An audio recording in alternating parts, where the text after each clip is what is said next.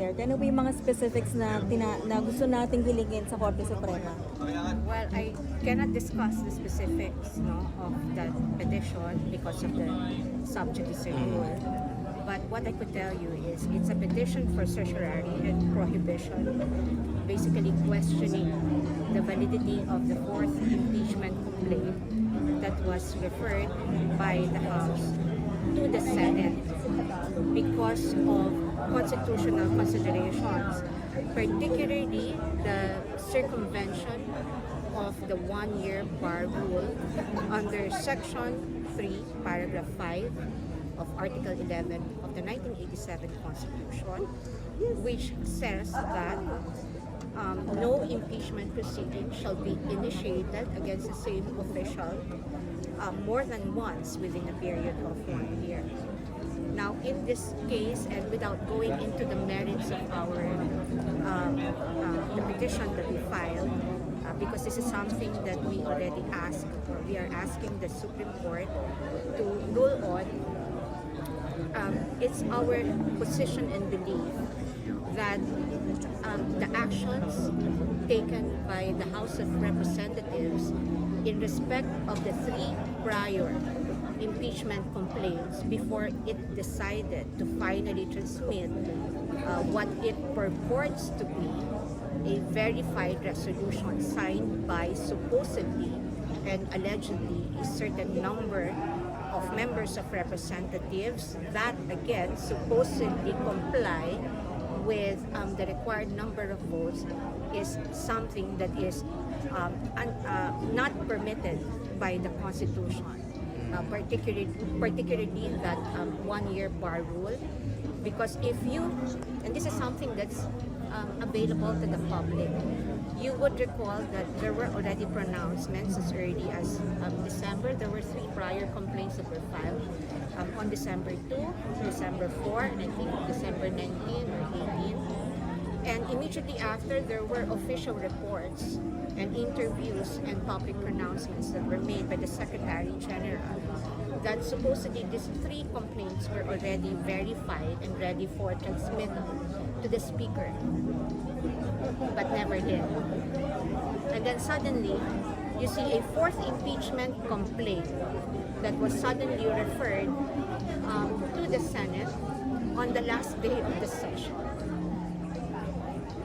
Now, the question that we're asking respectfully the Supreme Court to decide is whether this is permitted. Is the House permitted to have that unbridled discretion not to comply with its own set of rules that it had promulgated for impeachment proceedings, just so it could pave the way for some fourth impeachment complaint that we think is constitutionally prescribed. Ma'am, are you confident na mailalabas na ng Supreme Court yung decision bago mag-convene yung Senado? Kasi sinasabi ni Senate President Chis Escudero kanina na hindi sila mag-convene hanggat walang and otherwise mag-release ng TRO ang Korte Suprema. Hindi ko mapapangunahan ang Korte Suprema kung ano ang gagawin niya dun sa mga petisyon ngayon na naka-file sa kanya.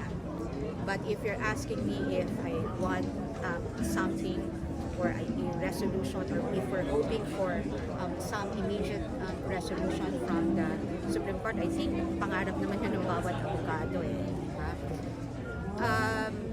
Ang talagang inaasam namin, sana mabigyan ng pansin yung aming petisyon because these are really constitutional issues. Hindi naman kasi if babasahin ninyo po yung ating konstitusyon, even as the House has the exclusive power to initiate all cases of impeachment, hindi po yun absolute o absoluto. In fact, sa isang kaso na sinay din namin sa petition, malinaw na sinabi ng Korte Suprema na itong power na ito, itong kapangyarihan na ito, ay subject sa parameters or constitutionally imposed standards, such as the manner of filing, the number of votes required, and the one-year constitutional.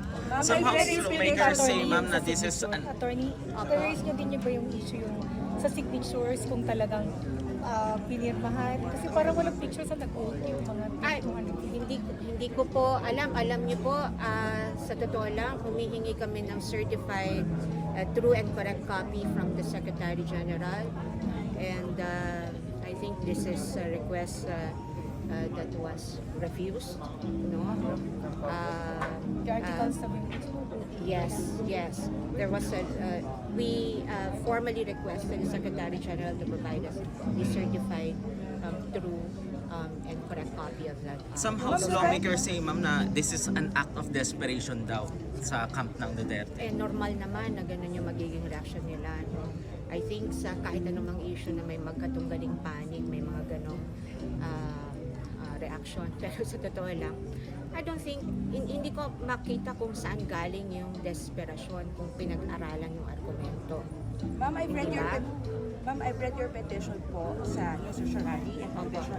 And meron po kasing previous statement si Vice President na she welcomes the impeachment kasi it's the proper venue for her to defend herself against these charges. How do you reconcile this openness of the Vice President to face impeachment and then this petition po for certiorari? Sa tingin ko, walang contradiction, no?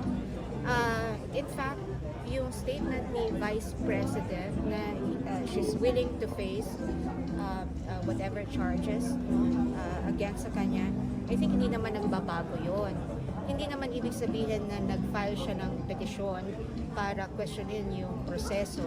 Hindi ibig sabihin nun na ayaw na niyang humarap. Sa tingin ko, narrative lang yan ng mga tao na gustong magpalabas ng maling impormasyon, spekulasyon. Katulad nga ng sinabi natin kanina sa forum, dapat tignan ng taong bayan itong buong proseso based dun sa ano ba talaga yung facts, hindi dun sa kung ano yung spekulasyon na pinapalaganap, hindi ba? Or yung sinasabi natin na mga iniisip lamang ngunit wala namang batayan. So hindi ko nakikita kung paano magkatunggali yung kanyang pag-avail ng isang legal remedy na available naman sa kanya. No? Available sa iyo, available sa akin, available sa kung sino mang tao na malalagay sa kanyang posisyon. How are you preparing, ma'am, for the impeachment trial? Should it proceed? Should it proceed? I think kung titingnan mo sa forum, no, there were several opinions on whether it should proceed. But bago mag-proceed, palagay ko dapat muna i-resolve yung question ng petition. Because tatanungin mo, no, paano ka maging impeachment trial gamit ang isang impeachment complaint that is constitutionally prohibited. At hindi ito isang technical na aspeto lamang yung one-year bar. It's not just a procedural issue. It is a substantive issue. It being the Constitution that imposes this particular standard. Ma'am, si dating Pangulong Duterte, kasama rin ba siya sa tatayo na legal counsel ni VP Sara pag lumarap na sa impeachment trial?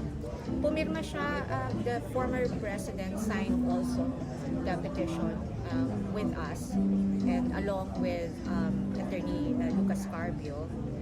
Pero as to the extent of his participation in the defense of the Vice President, of course kasama siya dun sa defense team, no, at gustong tumulong sa kanyang anak.